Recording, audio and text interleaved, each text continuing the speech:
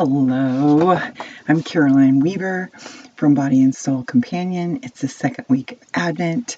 It's day 1 of the 13th week of the spiritual exercises of Ignatius, and we are going through Jesus's family history. We did history, Adam, Noah, Abraham.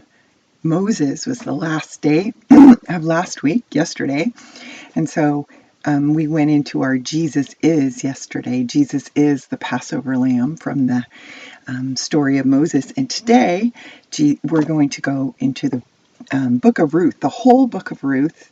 And Jesus is our Kinsman-Redeemer, but also Ruth is in the genealogy of Jesus. I am going to read, instead of reading the whole book of Ruth, I'm going to read from the Hurlbut story of the Bible. I'm embarrassed.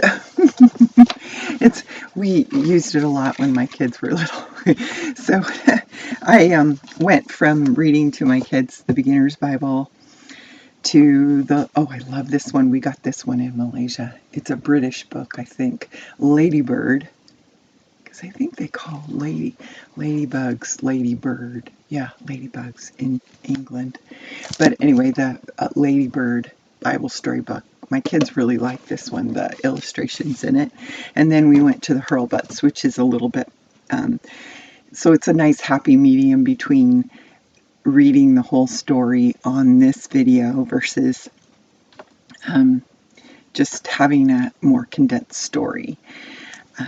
And I've done that for a few of these stories that I have written that I tell people, just because it's kind of, you use, actually there's all this brain science about telling stories versus just reading something to someone or having someone read it.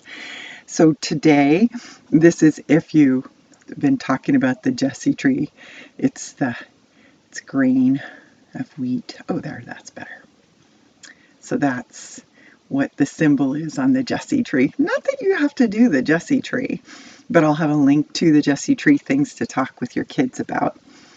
So let's close our eyes.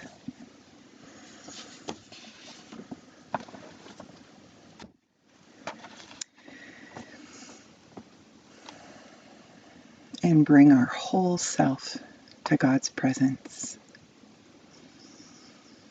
Our body relaxing in His presence. Taking deep breaths.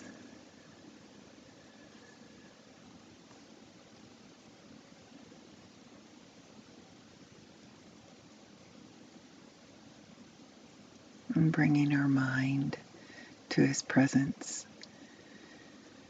If there is any person or situation you're carrying,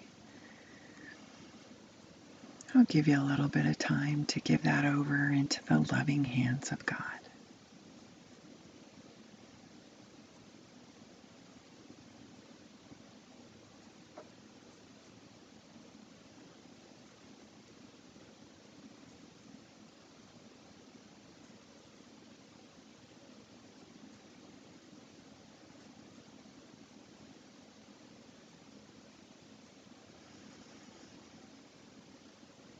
And with our bodies settled down and our minds settled, focus your gaze on God and behold Him beholding you and smiling lovingly.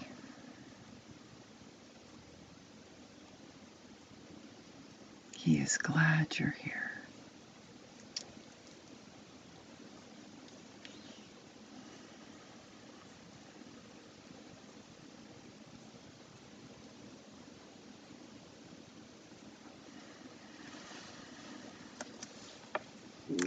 Lord, I pray that more and more of our day would be directed to your service and praise. And we seek the grace to understand your perfect plan from creation to Christ's incarnation. In the beginning was the Word, and the Word was with God, and the Word was God.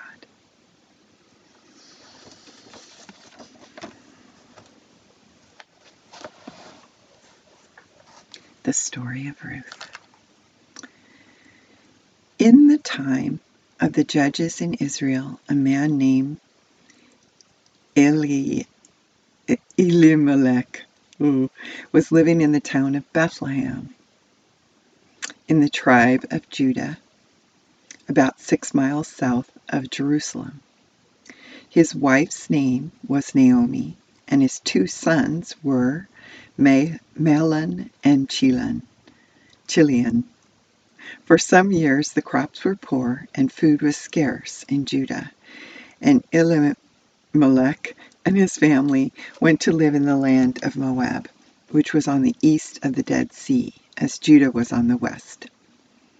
There they stayed 10 years, and in that time Elimelech died. His 2 sons married women of the country of Moab, one woman named Orpah, the other named Ruth.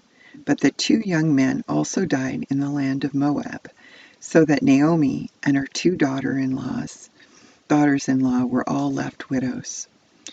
Naomi heard that God had again given good harvests and bread to the land of Judah, and she rose up to go from Moab back to her own land and her own town of Bethlehem. Her 2 daughters-in-law loved her, and both would have gone with her, though the land of Judah was a strange land to them, for they were of the Moabite people. Naomi said to them, "Go back, my daughters, to your own mother's homes. May the Lord deal kindly with you, as you have been kind to your husbands and to me. May the Lord grant that each of you may yet find another husband and a happy home." Then Naomi kissed them in farewell, and the 3 women all wept together. The 2 young widows said to her, "You have been a good mother to us, and we will go with you and live among your people." "No, no," said Naomi, "you are young and I am old. Go back and be happy among your own people." Then Orpah kissed Naomi and went back to her people. But Ruth would not leave her.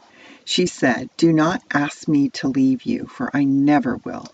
Where you go, I will go. Where you live, I will live.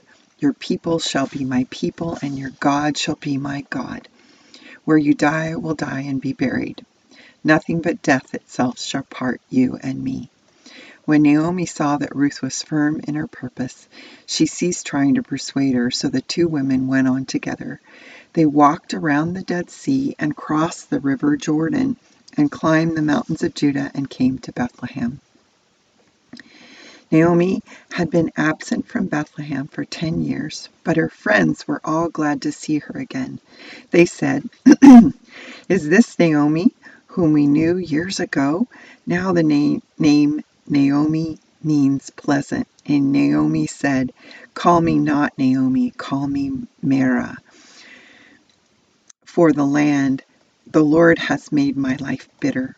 I went out full with my husband and 2 sons. Now I come home empty without you. Do not call me pleasant, call me bitter." The name Mara, by which Naomi wished to be called, means bitter, but Naomi learned later that pleasant was the right name for her after all. There was living in Bethlehem at that time a very rich man named Boaz.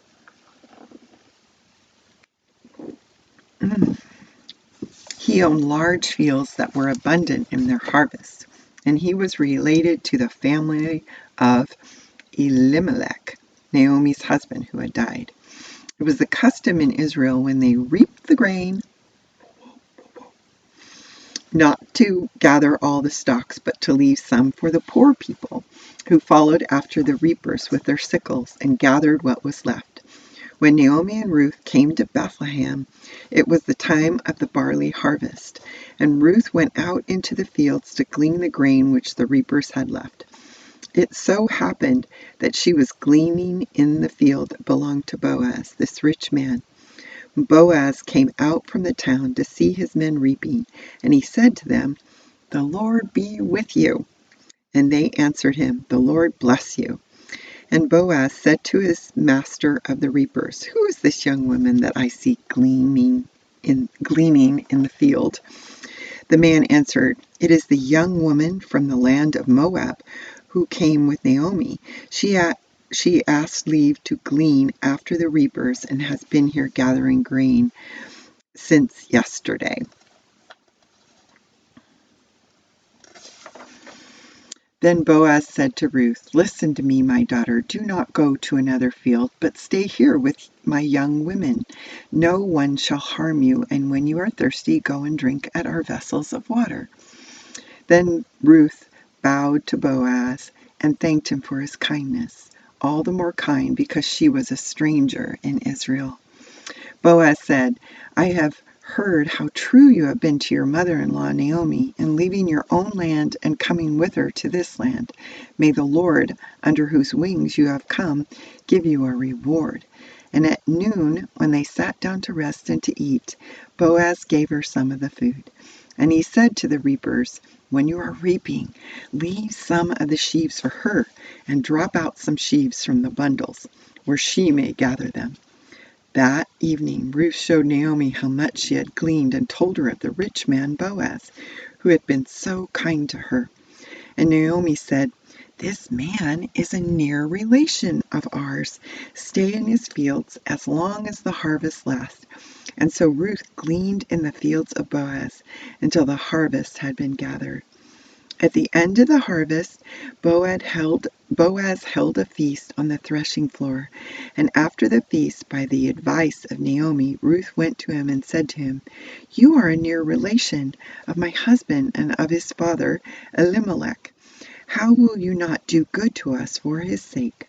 And when Boaz saw Ruth, he loved her, and soon after this he took her as his wife. And Naomi and Ruth went to live in his home, so that Naomi's life was no more bitter but pleasant. And Boaz and Ruth had a son. This is where the genealogy comes in. Boaz and Ruth had a son, whom they named Obed. And later, Obed had a son named Jesse. And Jesse was the father of David, the shepherd boy who became king. And we'll have that. The next story is about the shepherd boy who became king. So Ruth, the young woman of Moab, who chose the people and the God of Israel, became the mother of kings. So let's sit with that reading.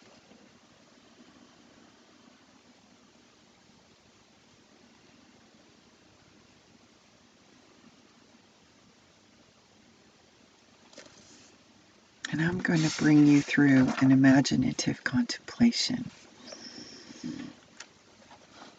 And I'd love for you to put yourself in the position of Ruth.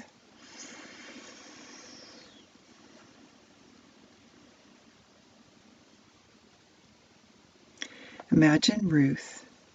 Her husband has just died, and they live in the land of Moab.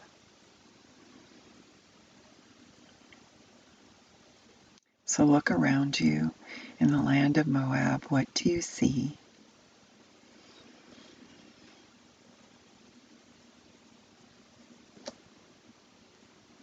It's on the east side of the Dead Sea, and Judah is on the west of the Dead Sea.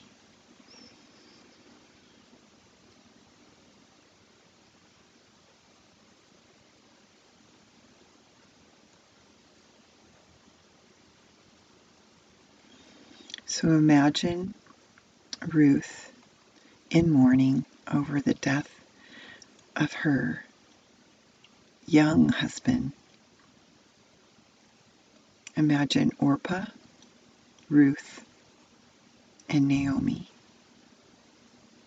all left widows.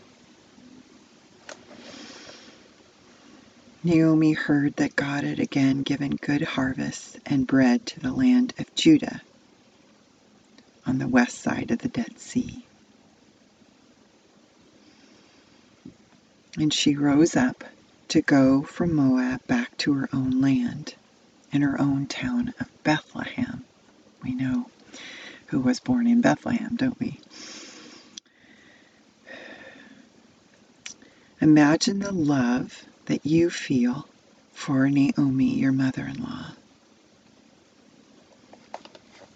And you're willing to go to Judah, even though it's a land you've never been, it's a strange land because you are a Moabite. And hear Naomi say to you, go back, my daughters, to your own mother's homes. May the Lord deal kindly with you as you have been kind to your husbands and to me. May the Lord grant that each of you may yet find another husband and a happy home. Feel Naomi's kiss on your skin as she says farewell. Imagine weeping with your mother-in-law.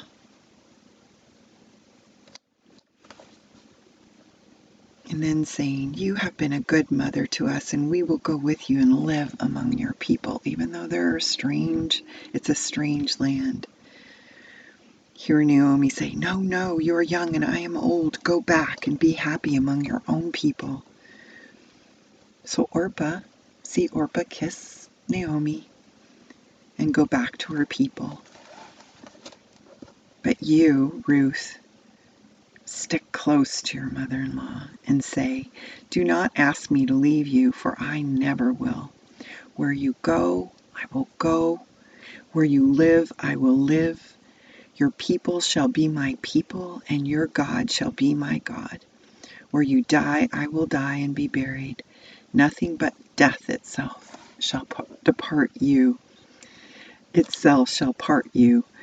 and me. Naomi, see her. Okay. She sees that Ruth is firm in her purpose. She quit trying to persuade her.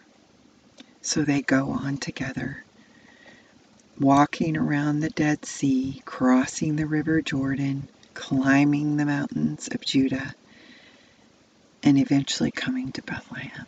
Just imagine yourself walking, the two of you. And hear the people say, wow, isn't that Naomi? She used to live here. We knew her years ago.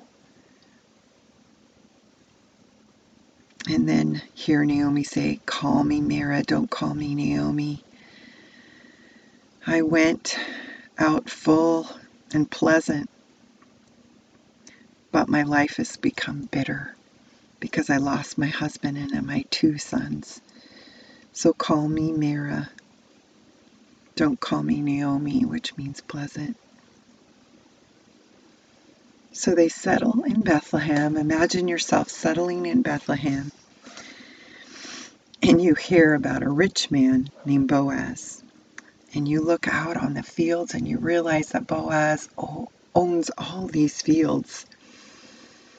And they're abundant in their harvests. You also learn that Boaz is related to Naomi's husband, Elimelech.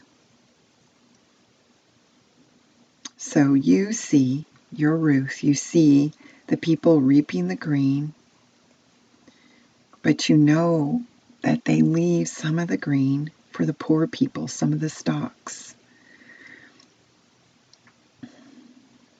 So during the barley harvest, you go out into the fields. Imagine yourself walking in the fields and gleaning the grain that the reapers have left. And it's Boaz's field. And then see Boaz come.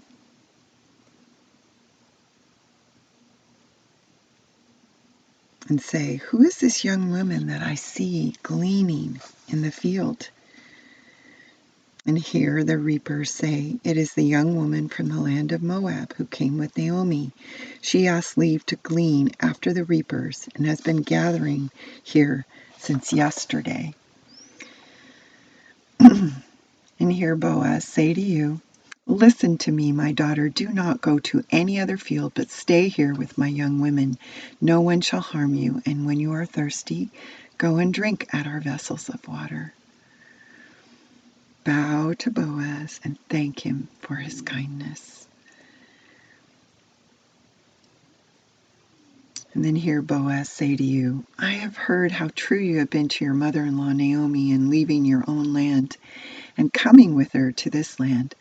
May the Lord, under whose wings you have come, give you a reward.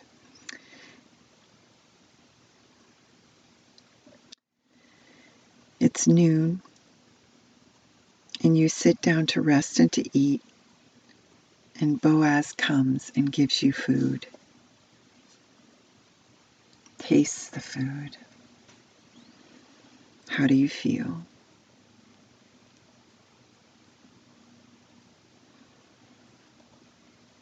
And then hear Boaz say to the reapers, when you are reaping, leave some of the sheaves for her, and drop out some sheaves from the bundles, where she may gather them. And then the day is done, and you run home to Naomi to show her how much you have gleaned from the rich man Boaz. And tell her, he's been so kind to me. And then Naomi says to you, this man is a near relation of ours. Stay in his fields as long as the harvest lasts. And so every day Ruth goes and gleans in the fields of Boaz. So you're gleaning in the fields. Harvest is over, and there's a great feast. Sit at the feast table. Eat the food. Look around you. It's the feast on the threshing floor. And then you go to Boaz and you say, you are a near relation of my husband and of his father. Now will you not do good to us for his sake? See Boaz look in your eyes and know that he loves you. How do you feel about that? If you're a man, that might be hard. And soon after this, he took her as his wife. So imagine.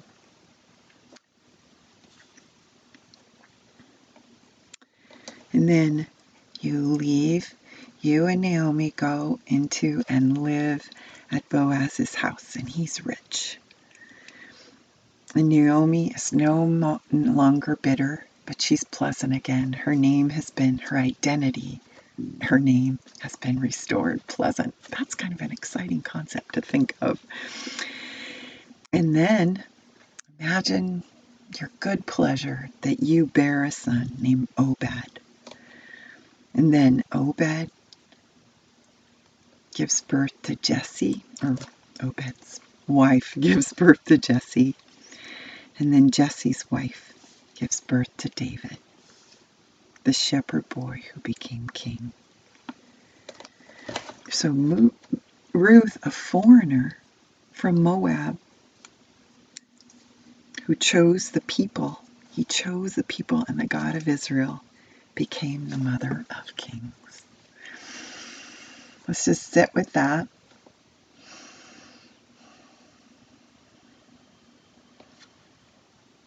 And then I'm going to give you a little bit of background about that, because it's kind of exciting.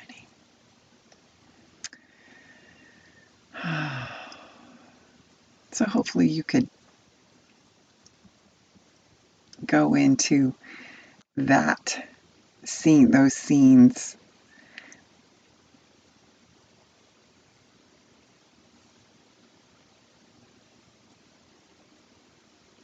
So how does Jesus relate to this? Why is this story in the family history of Jesus?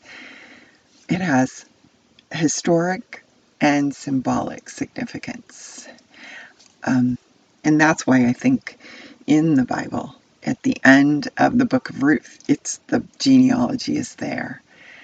So Ruth and Boaz became the proud parents of Obed, and Obed became the father of Jesse, and Jesse became the father of King David, and in this line would continue to the eternal King of Kings, Jesus Christ.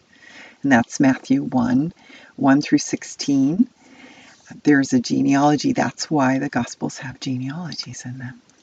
And then symbolically, it portrays a kinsman-redeemer, who is Boaz, coming to his bride, Ruth. And symbolically, that's the beautiful picture of Christ being our kinsman redeemer. He's taken us as foreigners. For one thing, this isn't strangers and a stranger. He's come as our kinsman and our redeemer, coming for his bride. Jesus paid the high price for our redemption. So that's because they're in more details in the story. There is the, I guess I could read to you. The near kinsman had the right to the property for sale. To qualify as a kinsman redeemer, one had to be able to pay a redemption price. And that's what this story doesn't put in there. The nearest relative wanted to pay that price until he learned that Ruth was part of the bargain. So in the story, there is a nearer relative than Boaz. So he had the right, but he didn't want to pay that when he learned that Ruth was part of the whole thing. That was too high a price for him to pay because it might endanger his own estate. And then I'll just say some has speculated it was because if a child were born through his union with Ruth, that son would have a right to his own estate, and that wealth would be transferred to Elimelech's family. And regardless, the way was clear for Boaz to redeem Ruth the Moabitess and make him his wife. He would pay that high price, the passing of the sandal. And in the whole story, there's a passing of the sandal that symbolizes Boaz's right to walk on the land that he redeemed as his property. So that there's more to the story than in the Hurlbut story of the Bible. But just to give you the whole, symbolically, the whole kinsman redeemer is Christ and his bride. So, and just as Ruth was the bride of Boaz. So I encourage you, the second week of Advent, take your Advent candles and go and talk to Jesus. Bye. Be blessed.